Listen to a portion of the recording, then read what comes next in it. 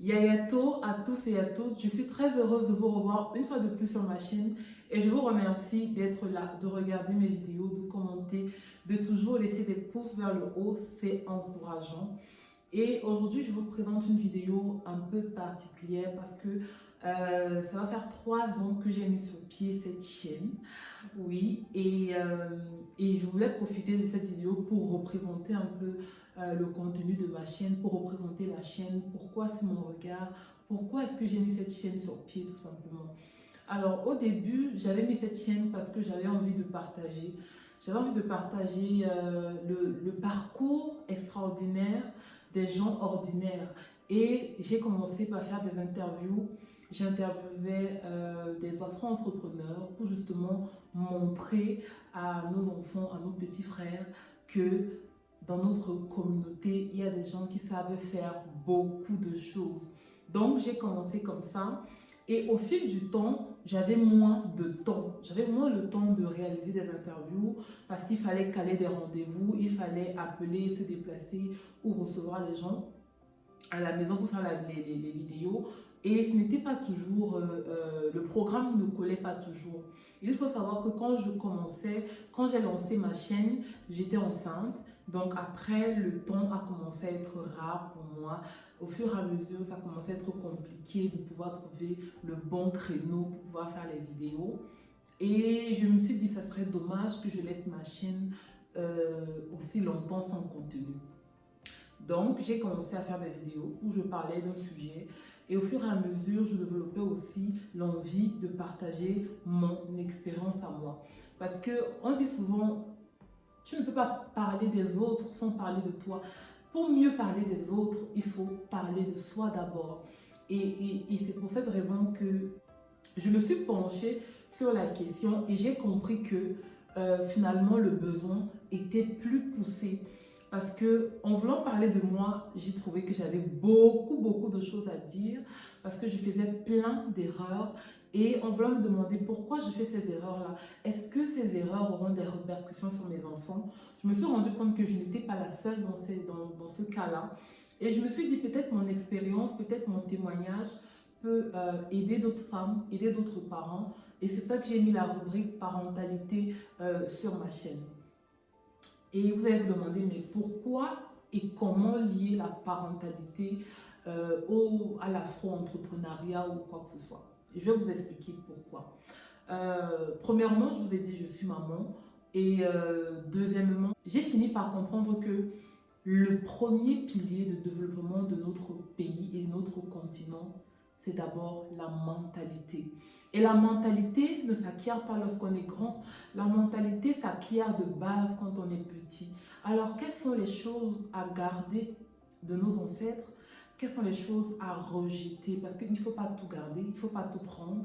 Il y a forcément des erreurs que nos parents ont faites, qu'il faut qu'on évite de faire, peut-être pour émerger, pour avoir une meilleure éducation, pour avoir une meilleure mentalité, pour avoir un meilleur regard sur la vie, un meilleur regard sur l'autre, un regard de tolérance, un regard d'amour. Parce que je pense que ce qui freine notre pays, c'est de fois ce sentiment de jalousie, ce sentiment de... voilà, on n'aime pas facilement voir le progrès des autres. Je ne sais pas si c'est propre à notre communauté, mais c'est très fort dans notre communauté. Et justement, au début, quand je mettais cette chaîne sur pied, c'était pour partager justement des expériences. Et il y a un ami qui m'a dit, mais franchement, qui va venir s'asseoir sur ta chaîne pour raconter sa vie, raconter son expérience? Et je me disais, je me demandais, mais c'est quand même étrange parce que quand j'allume ma télé, depuis que je suis toute petite, je vois des émissions comme Toute une histoire, ça commence aujourd'hui, Je t'aime, etc.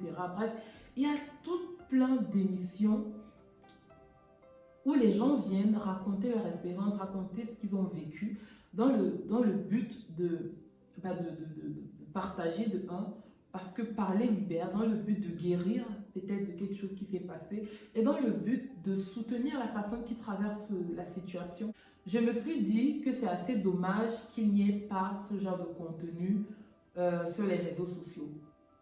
Et c'est la raison pour laquelle justement j'ai mis sur pied cette chaîne et je l'ai intitulée Suis mon regard. Suis mon regard, c'est une invitation qui s'adresse aux générations suivantes en passant par la génération actuelle, par cette génération-là qu'on vit. Qu'est-ce qu'on veut laisser à nos enfants?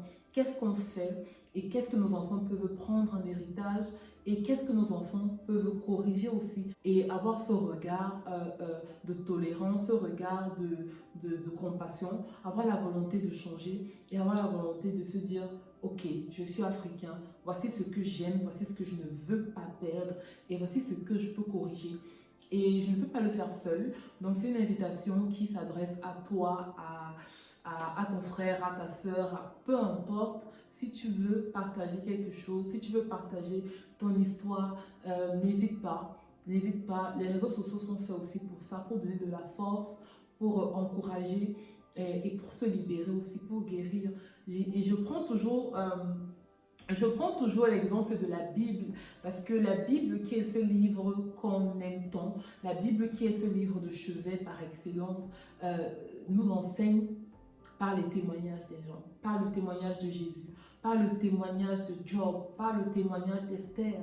Et c'est facile, mais nous tous, nous sommes probablement des Job, des Esther, des Rachel, il y a forcément l'histoire de chacun qui peut inspirer quelqu'un d'autre. Nous sommes tous des gens ordinaires, mais on a chacun un parcours extraordinaire. Donc, je commence par là pour te dire que si tu souhaites partager ton expérience, si tu souhaites faire un témoignage par rapport à un fait, si tu es maman, si tu es parent, si tu es, peu importe ton histoire, ça peut forcément intéresser les autres. Et on est là justement pour suivre ton regard aussi à toi. C'est pas uniquement mon regard, non, c'est suivre ton regard, suivre le regard de celui qui souhaite, celui qui nous invite à travers sa vie. Comme toute charité commence par soi-même, je prends ma caméra et je vous parle de plus en plus de moi, de ma vie de maman, de ce que je fais, de l'école aussi, comment l'école se passe, comment mieux préparer son enfant pour l'école, parce qu'il y a forcément des choses que j'aurais voulu savoir avant que mon fils aille à l'école, que je n'ai pas su. Alors je ne veux pas que beaucoup de mamans fassent la même erreur que moi. Je veux faire des vidéos justement pour parler de ça, pour parler de mes expériences, qui peuvent peut-être vous aider à faire comme moi ou à mieux faire. Et c'est pour ça justement que j'ai mis cette chaîne sur pied. Et voilà, je pense que j'ai fait le tour sur ce qui animait l'esprit de cette chaîne. Et je t'invite, si tu es en accord, si tu es en harmonie avec le contenu que je te propose, je t'invite à partager à ceux ou à celles qui voudront bien suivre le même regard que toi. Et j'espère que la famille va s'agrandir. C'est vrai que ça fait 3 ans que j'ai cette chaîne et j'aurais vraiment voulu voir beaucoup d'abonnés. Hein. J'aurais voulu voir 1000 abonnés au compteur, mais ce n'est pas encore le cas. Et je pense que grâce à toi, grâce à ton soutien, grâce à ton partage, grâce à ton like et peut-être ton commentaire, la communauté pourra s'agrandir. Alors ne sois pas chiche, ne sois pas avare, lâche-toi, mets des cœurs, mets des likes, c'est encourageant, c'est motivant. Et surtout si le contenu t'intéresse, n'hésite pas, n'hésite pas, n'hésite pas. Voilà, Valou, c'est tout pour moi. Je te laisse et je te souhaite de passer une bonne journée ou une bonne soirée. Peu importe, ça dépend de l'heure à laquelle tu visionneras cette vidéo. Et d'ici là, on se dit à bientôt dans une nouvelle vidéo. Bye bye. Un merci spécial à Flora Z, qui est la créatrice et la styliste de cette magnifique robe. Je vous laisse son interview en barre d'infos et on se dit à bientôt.